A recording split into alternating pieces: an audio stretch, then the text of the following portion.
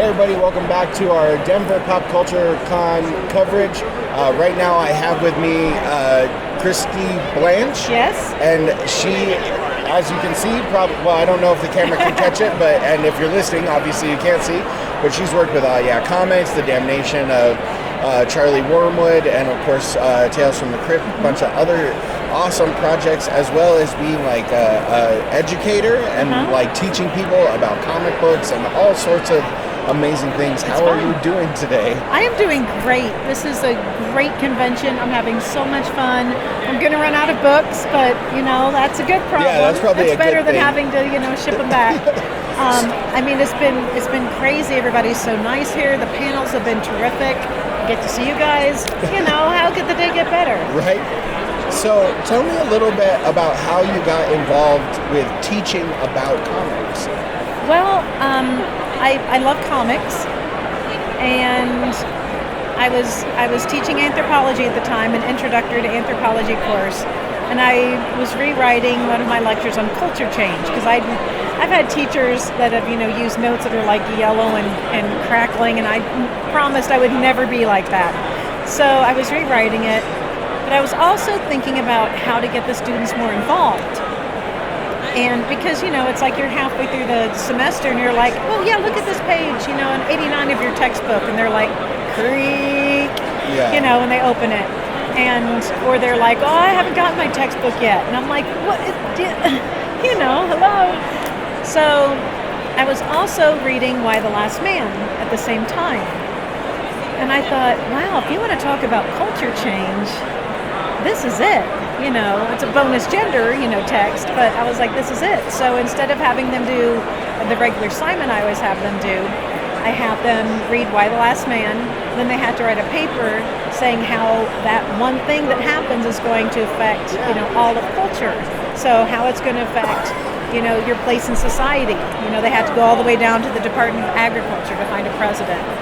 How it's going to, relationship rules, marriage, how it's going to, language. Is a manhole still a manhole? There's no men, right? So I did that. I didn't get clearance or anything from the school because I figured they'd say no, and I was like, I'm contract faculty, it'll be all right. They already think I'm crazy. So, but it went over really well. I only had one parent contact me, which I'm like, everybody's over 18, and I told them that if they didn't like the language, I would white it out for them. So that, his problem was just that it was a comic book. But then he read her paper and thought it was so wonderful, which it was, that he decided to read the series, and now he likes comics. But the papers were fantastic that they did. It was a minimum of 3 pages.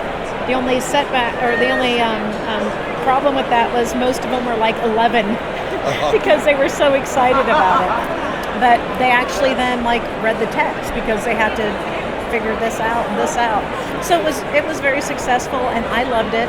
And I had one of my teaching peers come up to me and say, we're going to be watching this. And I said, okay, watch away. My class was full every day. Students were staying after, talking about, doing diagrams of the relationships of the people in Why the Last Man, and they're just having fun with it. So I just went with it. That's awesome.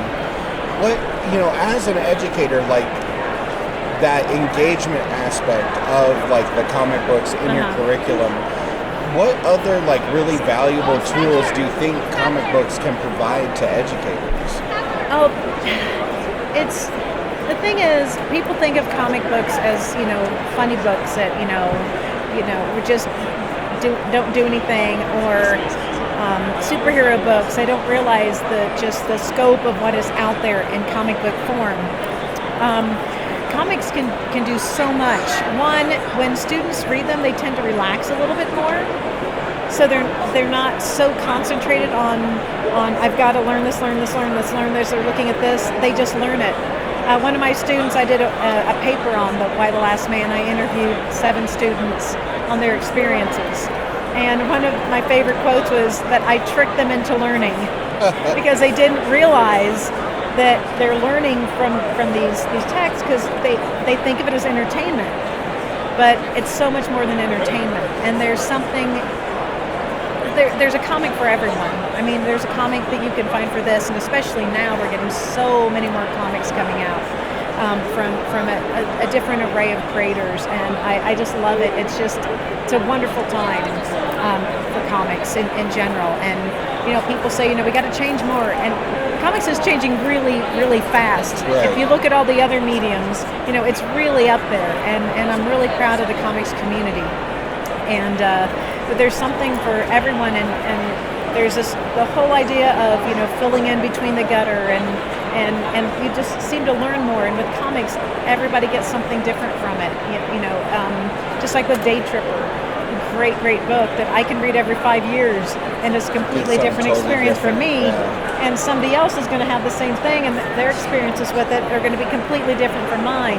So it's just a different form of learning. It's just something that helps. I mean, people, when they first started printing books, people are like, well, that's the end of it. We're never going to learn again. Everything needs to be learned orally. And, there's always going to be change. And this is just one more way that, you can use to teach. So earlier today you did a panel on comic books as therapy. Yes. I'm busy running around, but that sounded fascinating to me. Talk to me a little bit about that. So much fun. I think we could have gone on for like hours, just because you're up there and somebody asks a question, you're like, oh, I don't know, but there's this one book and blah blah blah. I was sitting there and somebody asked about a book about inclusion and things, and I was like, what's the name of that one book that I love? And it just because you're up there and there's pressure. It was oddly normal, by the way. It's fantastic. I took notes because Tim Smith, who was on the panel, and I was kind of like, I was a little geeky. I'm like, I'm a big fan, because he just brings up really great things online, and he does so much in the school, and I just really, really admire him. So I was kind of nervous to meet him. I know it's silly, but it's just one of those things. We all have people that we get nervous with about stuff like that. I just moderated a panel 2 weekends ago with David Tennant, and I'm like, yeah, that's cool. He called me the doctor. Yeah, I'm all right. And then I'm like, Tim Smith, hey, it's silly, but.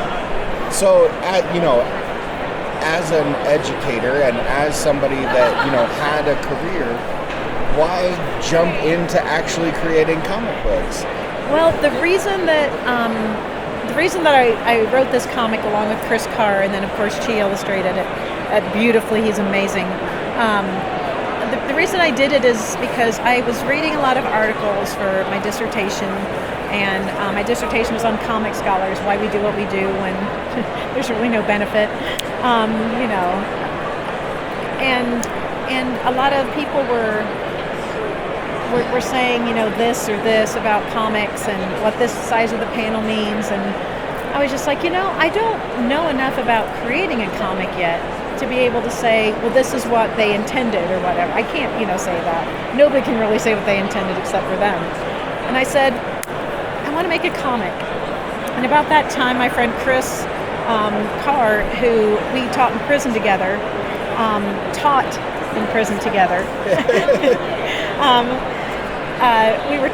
we would meet for coffee after the Ball State program ended in prison. We both taught there, and we just meet for coffee and catch up. And I said, I really want to do a comic book. And he goes, oh, I was thinking that we needed to write a book together about our experiences in prison. And I was like, let's do a comic. And he's like, I don't know how. And I'm like, well, I don't either, but let's just do it. So we put a pitch together. I submitted it at Thrill Vent. They liked it. They helped me find an artist, found Chi, who I can't even say enough about his art. It makes me cry when I look at it. It's so beautiful. And we made a comic. That's and awesome. Then I was like, okay. So then we were like, continued the story. And Chris, he had to get a real job, like I should have done, but I was doing the comic shop thing at the time too, and I kind of took over the writing, but it's very much Chris's baby as much as mine, and we just finished it out, and some of the issues came out through Dynamite, and then Thrillbent kind of,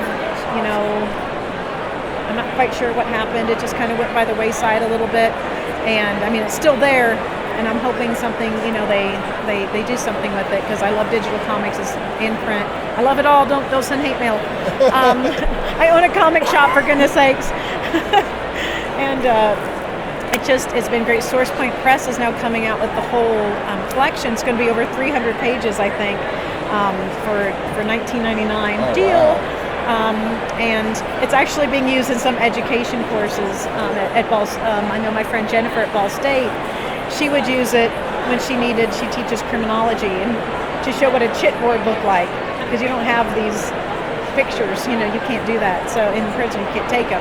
So I was drawing it out for Chi, and she drew it. So she uses these as examples, and these stories. But I think I answered the question. You did, yeah. Okay. I ramble. Oh no, that's squirrel. So do I. It actually takes an enormous amount of mental don't say anything to do these. So I get that. So as we're kind of wrapping up, what can we look forward to? What can we look forward to from you? This is the third time I've stumbled over that sentence today. In the realm of comic books and just in general. I've got All Ya Comics still, slugging away at the comic shop. The Damnation of Charlie Wormwood comes out on June 26th, and it's gonna be great. I'm really excited. I'm working with Source Point Press on a few other books that we'll announce soon. I just wrote my very first short story, prose short story, which is not easy.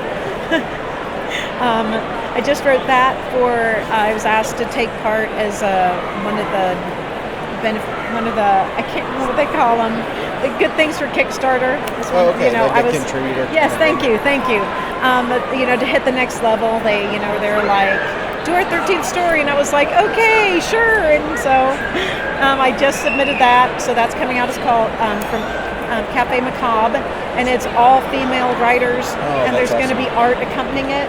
There's going to be a piece of art from a female artist too. I'm so excited for this, and it was just announced that Source Point Press is going to then print that, so it will always be out there. Nice. So that'll be great, and who knows what else. And then how can people kind of keep track of you and find you to learn more about I am at Christy Blanch on both Instagram and Twitter, and Christina Blanch on Facebook. I'm Christina.Blanch@gmail. All Ya Comics Muncie, we have a lot of stuff out there. So yeah, that's awesome. Or just go to any showing of John Wick, and I'll be there. So as you can see, this is my be back in a few minutes, and one of my reasons is if Keanu Reeves asks me out. Nice. But let's cross our fingers. More like I'm running after a dog. That's okay. Both of those are completely acceptable answers. Well, thank you so much for your time. Well, I really you. appreciate it, and we can't wait to see what you come out with next. It was an absolute pleasure. Thank you. Thanks.